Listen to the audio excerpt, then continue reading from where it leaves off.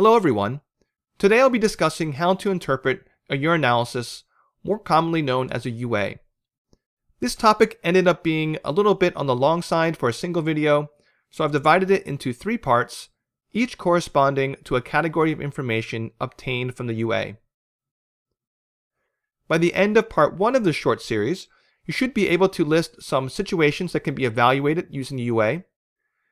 You should be able to list the components of UA, and last, to be able to explain the significance of the color and turbidity. First, let me start by discussing what is a UA.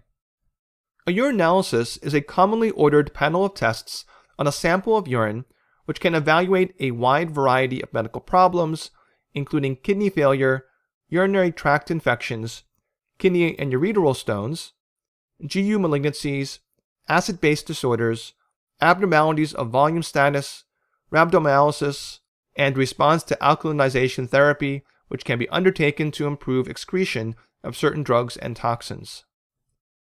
Information from the UA can be divided into 3 distinct categories. The first is gross inspection. This includes the color of urine and its turbidity. Some might also include odor here, but this is extremely subjective and not typically reported by the lab. The second category is the so-called dipstick. This consists of a reagent strip which is literally dipped into the urine sample, triggering a series of color changes along its length which correspond to the presence and concentrations of specific molecules.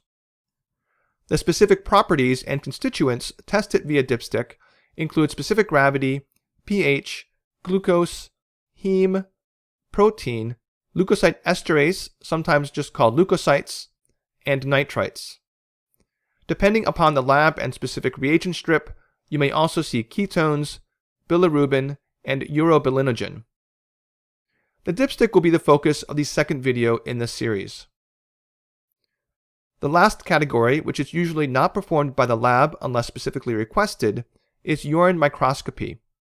With microscopy, a lab technologist will quantify the numbers of white blood cells and red blood cells and will assess for the presence of bacteria, crystals, and something called casts.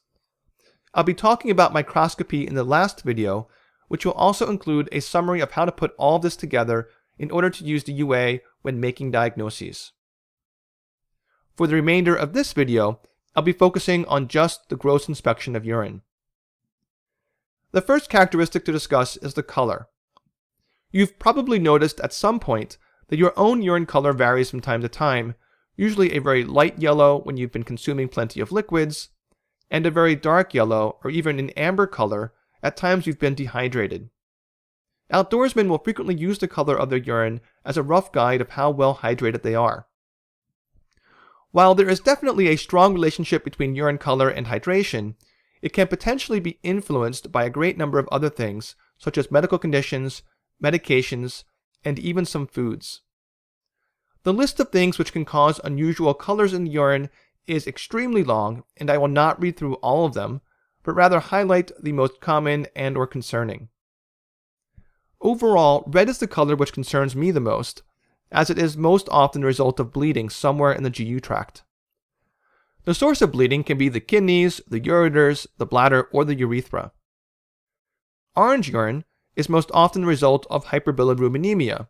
In other words, any condition which leads to an elevated level of bilirubin in the blood, such as liver disease or hemolysis. The antibiotic rifampin also leads to orange urine. Brown and black urine is not common, but when it's seen, it can be the result of an unusually severe or concentrated version of orange or red urine.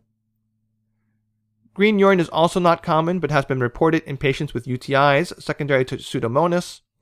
There are a number of medications that lead to green urine, including methylene blue. Although methylene blue, as its name suggests, is blue, when that color mixes with naturally yellow urine, the result is green. The same holds true for ingestion of excessive amounts of blue dye, which also leads to green urine. Purple urine, which I've never personally seen, has been reported in the literature to be seen in cases of infected urinary catheters. And white urine, which I've also never personally observed, has been reported in hypercalciuria and with chyluria, which is leakage of lymphatic fluid into the urine, most commonly seen in the tropics due to a parasitic infection called filariasis. The turbidity of urine, that is how clear or cloudy it looks, is usually reported in very qualitative terms. Turbid urine may indicate the presence of a UTI or precipitated crystals. However, it's not a specific finding for either of those conditions. So just as with malodorous urine, you should never assume the presence or absence of a UTI based on the urine's turbidity. So that's part 1 of this 3-part series. Part 2 will discuss the dipstick, including a demonstration as to how to actually check it.